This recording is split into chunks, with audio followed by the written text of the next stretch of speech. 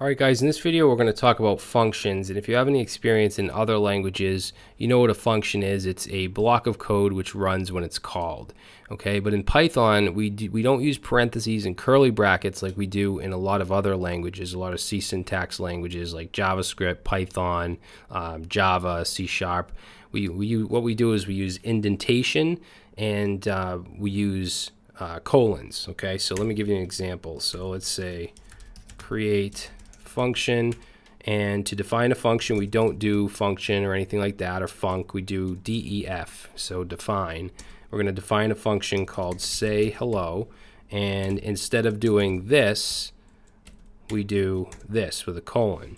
And then to be inside the body you just want to indent over one like that. Okay, so this is inside the function, this is outside, this is after it. Okay, so that's very important, and if you're using a good text editor, it will usually indent for you like it just did for me. So I'm just going to have this, let's say print, and let's print string hello. Okay, and that's just defining it. To actually run it, we need to call it, so we'll say hello, and then down here let's say python3 functions.py, and we get hello. All right, now a lot of functions will take in parameters or arguments. So let's say we want to pass in name, and we want to just concatenate onto this name.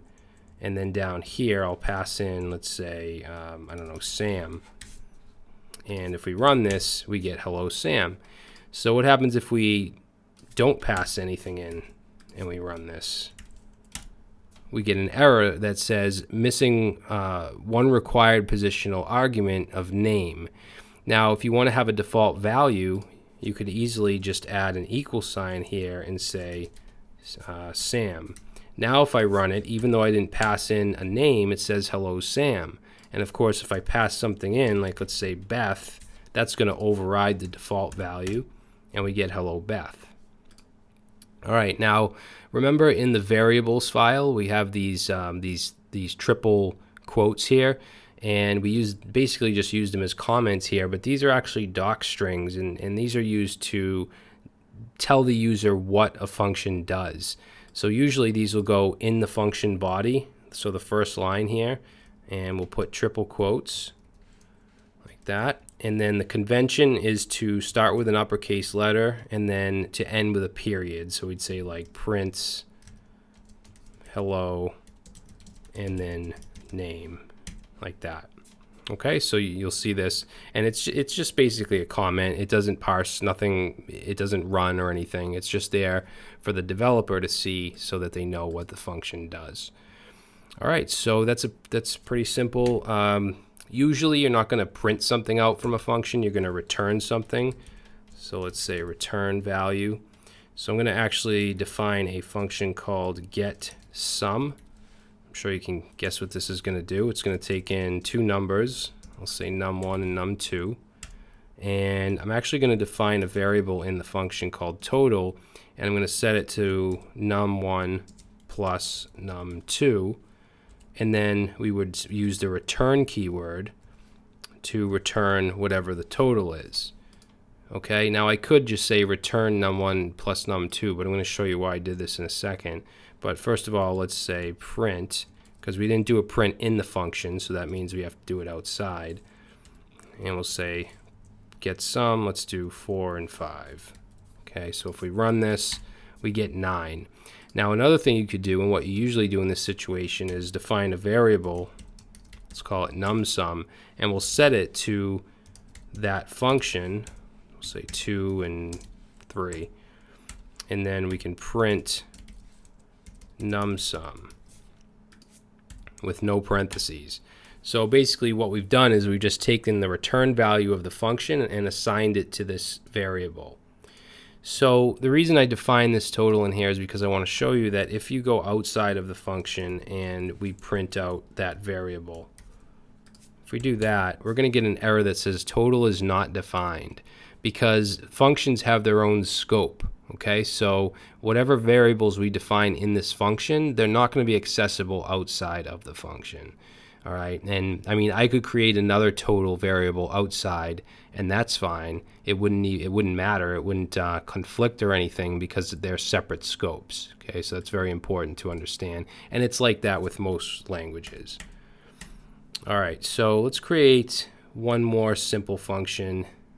So I'm gonna get rid of this print, and let's define. We'll just say add 1 to num, and we'll pass in a num, and then we'll simply return. We'll say num equals num plus 1. Actually, I'm not gonna do that. I'm gonna do,